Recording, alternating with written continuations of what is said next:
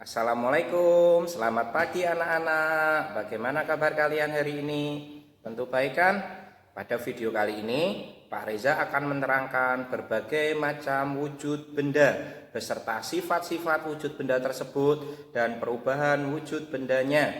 Jadi contoh-contoh perubahan wujud benda itu apa saja, sifat-sifat wujud benda itu bagaimana, dan wujud benda itu apa toh, seperti itu ada di video Pak Reza kali ini. Jadi tolong perhatikan baik-baik.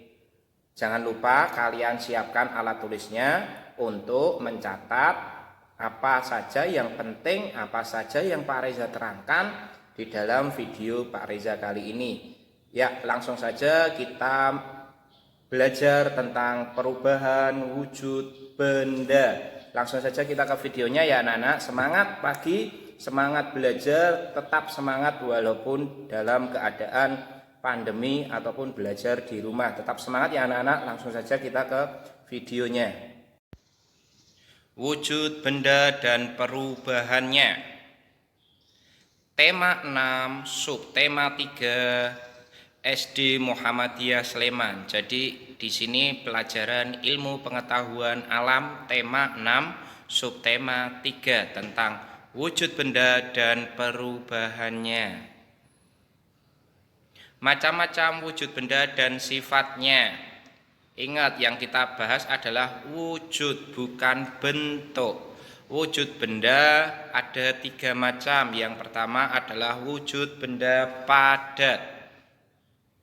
Wujud benda padat sifatnya adalah bentuknya tetap.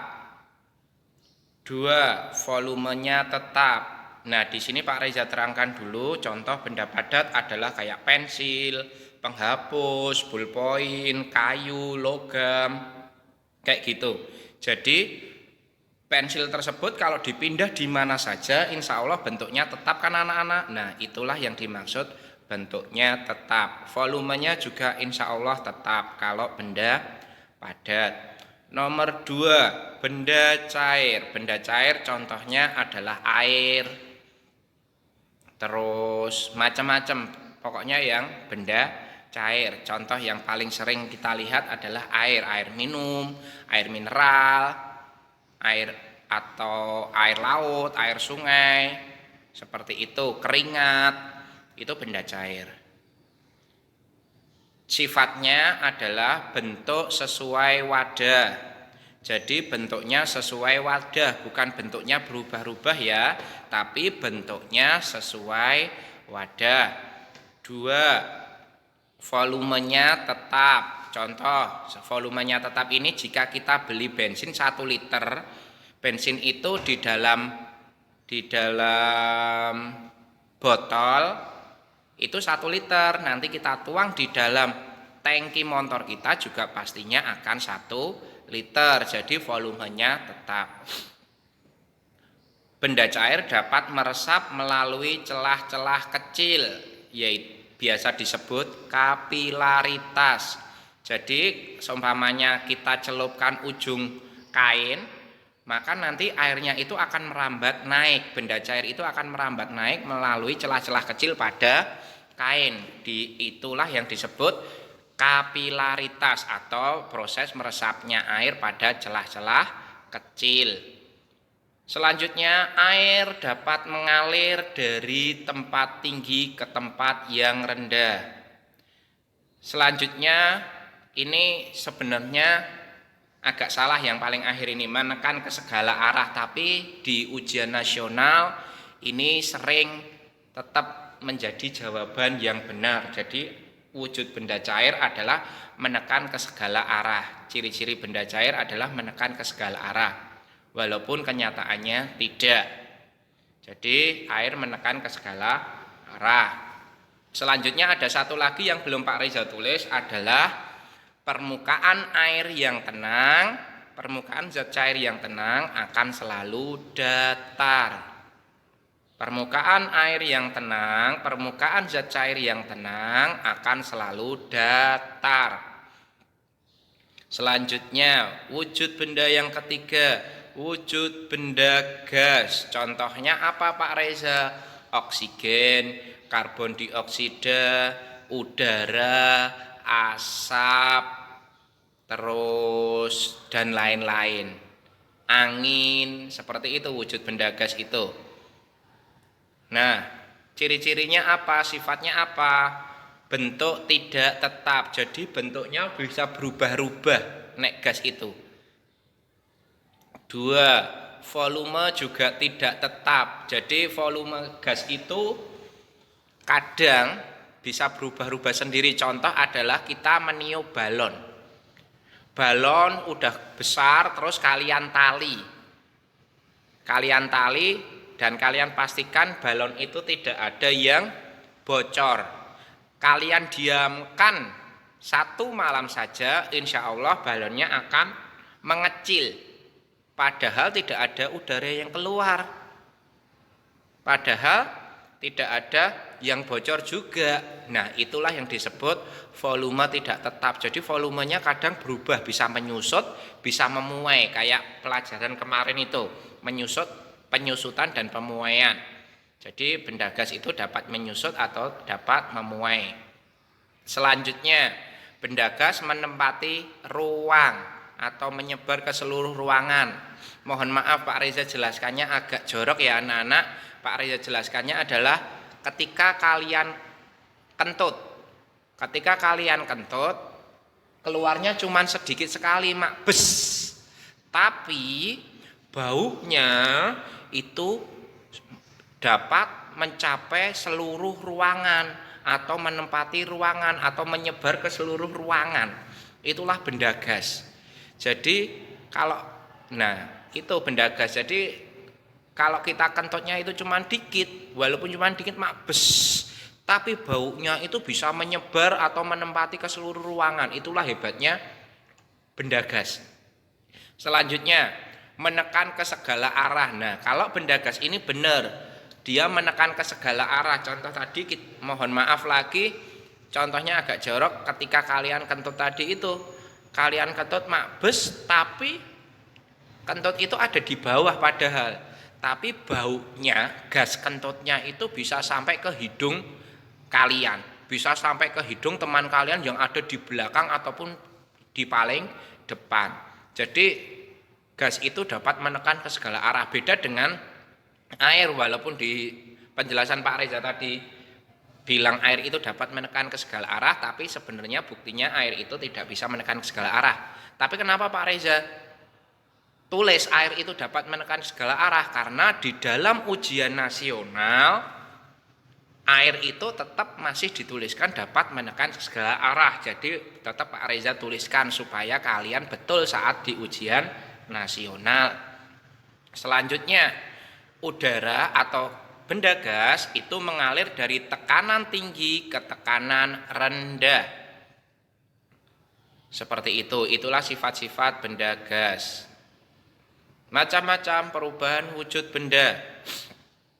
Kalian lihat itu yang paling penting. Ada yang melepas kalor, ada yang memerlukan kalor. Contoh, membeku cair ke padat, itu melepas kalor. Kalau mencair padat menjadi air, menjadi cair, itu memerlukan kalor. Pak, bedanya memerlukan kalor sama melepas kalor apa Pak? Contoh, es supaya mencair diapakan? Dipanaskan kan? Berarti kalau dipanaskan itu memerlukan kalor. Kalau air supaya beku diapakan? Didinginkan kan? Kalau didinginkan itu kan kita harus melepas kalor, seperti itu. Nah, itulah gambarnya. Sekalian pelajari, ini ringkesan dari macam-macam perubahan wujud benda. Selanjutnya ya, langsung saja. Macam-macam perubahan wujud benda dan contohnya. 1. Membeku. Kita bahas membeku dulu, yaitu zat cair menjadi zat padat.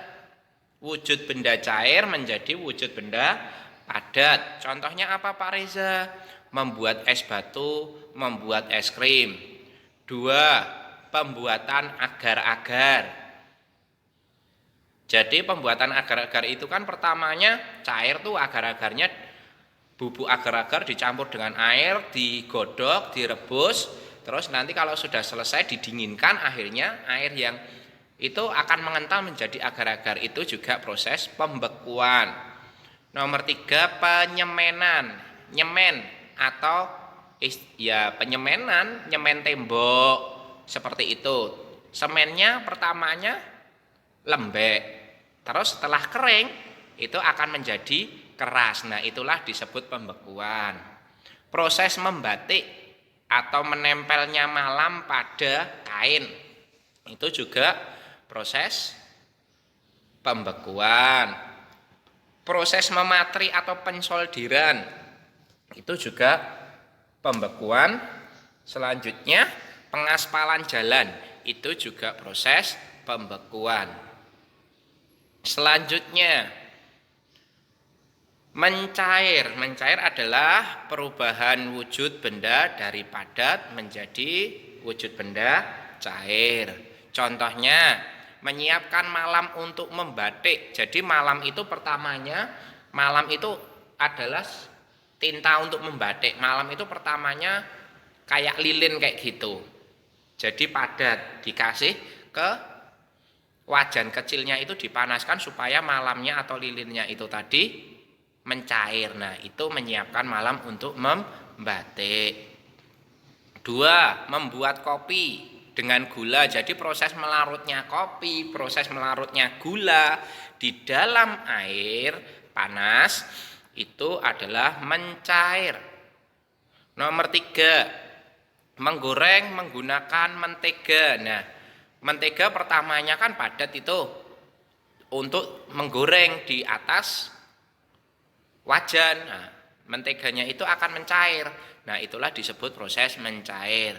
Keempat, menggunakan lilin saat mati lampu. Lilin saat dibakar akan mencair juga ya anak-anak. Nah, itulah contoh-contoh mencair. Proses pemanasan tenol saat mensoldir. Jadi untuk mensoldir itu memerlukan namanya tenol sama alat soldir. Nah, tenolnya itu saat dipanaskan oleh soldir itu akan mencair, terus nanti akan membeku lagi. Nah, itulah contoh-contoh proses pencairan atau contoh-contoh peristiwa mencair. Selanjutnya nomor 3, menguap. Menguap adalah perubahan wujud benda dari benda cair menjadi benda gas. Contohnya menjemur pakaian basah, menjemur padi hingga kering, menjemur beras hingga kering, seperti itu. Pokoknya menjemur sesuatu yang basah menjadi kering itu namanya proses menguap. Nomor 2, merebus air hingga mendidih dan habis. Jadi merebus air hingga mendidih dan habis juga proses menguap. 3, proses pembuatan garam. Proses pembuatan garam ini juga menguap. Kalau dulu waktu Pak Reza SD, konon katanya atau Pak Reza pernah dijelaskan itu proses pembuatan garam adalah mengkristal. Itu, tapi setelah Pak Reza pelajari lebih lanjut ternyata proses pembuatan garam ini adalah menguap karena air lautnya dijemur sampai kering. Kalau sudah kering air lautnya itu akan tersisa garam-garam mineral yang sudah kering seperti itu. Jadi proses pembuatan garam itu adalah menguap, walaupun nanti hasilnya garamnya itu padat seperti itu. Nomor selanjutnya, proses evaporasi di siklus daur air. Proses evaporasi ini adalah proses menguapnya air laut, air sungai seperti itu menuju ke awan, menuju ke langit. Nah, itu juga proses penguapan. Nomor selanjutnya adalah menyemprotkan parfum pengharum ruangan atau menyemprotkan parfum badan kita. Itu juga proses menguap karena dari cair disemprotkan akan menjadi gas. Proses penyemprotan obat nyamuk itu juga menguap seperti itu. Selanjutnya penggunaan gas LPG atau korek gas itu juga menguap. Jadi itulah contoh-contoh penguapan. Yang terakhir adalah penggunaan gas LPG atau korek gas. Coba kalian kocok gas LPG-nya, pasti seperti ada airnya di dalamnya. Nah, setelah kita pakai akan menguap menjadi gas. Setelah kita keluarkan akan menguap jadi gas. Nah, itulah contoh proses menguap. Terakhir adalah menyetrika pakaian basah. Nah, kalau pakaian kita basah kita setrika pasti ada uapnya, maces kayak gitu. Nah, itu juga proses menguap. Airnya akan dipanaskan oleh setrika dan akhirnya menguap. Selanjutnya mengembun. Proses perubahan zat gas menjadi zat cair. Proses perubahan zat gas menjadi zat cair. Contohnya 1, embun pagi. Embun pagi di sini adalah kalau kalian jalan-jalan di pagi hari akan bertemu dengan daun yang basah, daun-daunan yang basah. Iya enggak anak-anak? Ya kan? Daun-daunan yang basah tersebut, kenapa kok terjadi? Karena daun yang basah tersebut di atasnya ada namanya embun paginya. Jadi ada embunnya. Ataupun kalau sepeda kalian di luar, kalian pegang juga basah. Ataupun kalian pernah kemah, tenda kalian kalau pagi-pagi, loh kok basah padahal tidak hujan. Itulah embun pagi. Selanjutnya proses kondensasi pada proses daur air. Jadi setelah menguap atau evaporasi, proses evaporasi, uap air tersebut akan terkumpul di atas awan yang biasa disebut proses kondensasi atau pengembunan. Nomor 3, pengemasan gas LPG. Kalau kalian kocok, kalau kalian goyang-goyangkan gas LPG itu kan ada airnya tuh kayaknya. Nah, itu sebenarnya cara memasukkannya gimana? Air kok iso mlebu ning gas LPG? Ya caranya itu tadi, gasnya dimasukkan lewat lubangnya itu, tapi gasnya tersebut setelah masuk di dalam tabung gas LPG akan menjadi cair. Seperti itu, akan menjadi embun. Jadi seperti proses pengembunan dari gas menjadi cair. Jadi proses pengemasan gas LPG. Begitu juga kalau LPG kita pakai gitu, berarti dari cair menuju gas, namanya menguap. Pengemasan gas pada korek gas. Jadi yang dimasukkan ke dalam korek gas tersebut adalah bukan air, tapi kita lihat dari korek gas yang transparan itu kok dalamnya ada airnya atau minyaknya. Itu adalah gas-gas yang dibuat cair dengan proses tertentu, jadi diembunkan seperti itu. Jadi pengemasan gas pada korek gas juga proses pengembunan. Bintik-bintik air ditutup panci saat merebus air. Seumpamanya kalian merebus air, kalian buka tutup pancinya, ada bintik-bintik atau titik-titik airnya. Nah, itu juga proses pengembunan. Selanjutnya, menyublim. Menyublim adalah perubahan zat padat menjadi zat gas. Contoh adalah pemakaian kamper atau kapur barus atau fugu untuk pengharum pakaian saat di lemari. 2, pemakaian pengharum ruangan yang berbentuk padat. 3, pemakaian dry ice atau es kering pada pertunjukan-pertunjukan dry ice. Itu apa toh Pak Reza? Es kering itu apa toh Pak Reza? Es kering itu ya es. Es tapi dia tidak mencair saat dipanaskan, tapi dia akan menjadi gas ataupun asap. Ini biasa dipakai di panggung-panggung pertunjukan dangdut, pertunjukan konsen-konsen musik, itu kan ada gasnya toh. Nah, itu dari dry ice tersebut. Kalau kalian masih kurang jelas, silahkan searching aja di internet, di YouTube, dry ice gitu atau es kering, percobaan es kering pasti muncul supaya kalian lebih tahu lagi.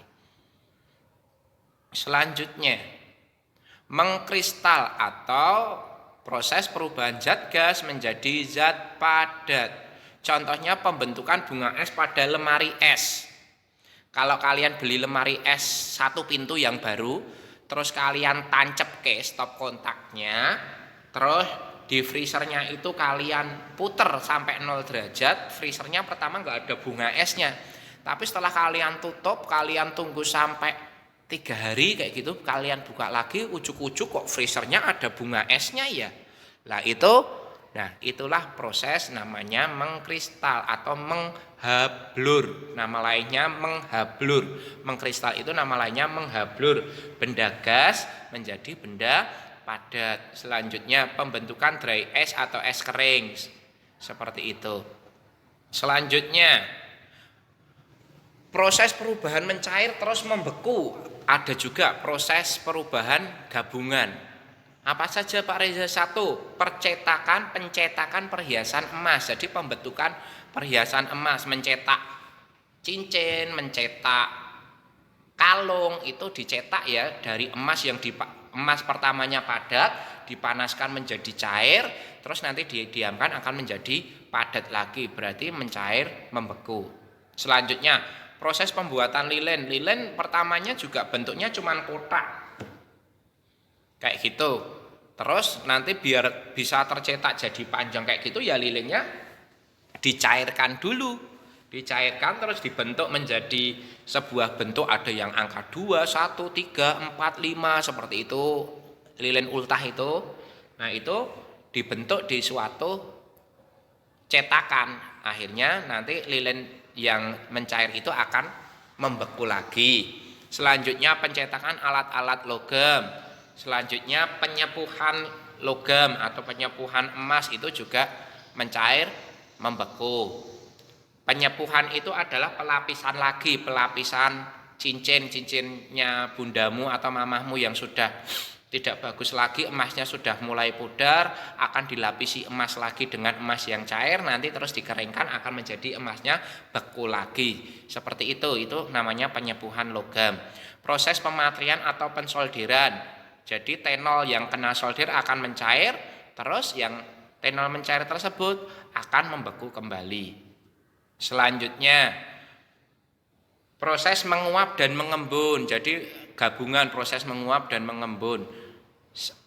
Yang pertama adalah penyulingan minyak atsiri atau pembuatan minyak atsiri. Itu besok saat tatap muka atau saat kelas 6 insya Allah akan dijelaskan apa toh itu penyulingan minyak atsiri. Pokoknya intinya pembuatan minyak atsiri. Jadi ya bahan dasar pembuatan minyak atsiri itu digodok, direbus dulu dan diuapkan. Nanti uapnya tersebut akan dimasukkan ke suatu pendingin lonjong seperti itu, pendingin oval itu. Terus nanti uapnya tersebut kalau didinginkan akan menjadi sebuah embun atau zat cair lagi. Nah, zat cair itulah nanti yang akan menjadi minyak atsiri. Proses daur air. Jadi proses daur air itu terdiri dari proses penguapan dan pengembunan. Nah, tema 6 subtema 3 sudah selesai. Terima kasih, matur nuwun. Sekian saja dari Pak Reza, kurang lebihnya mohon maaf. Assalamualaikum warahmatullahi wabarakatuh.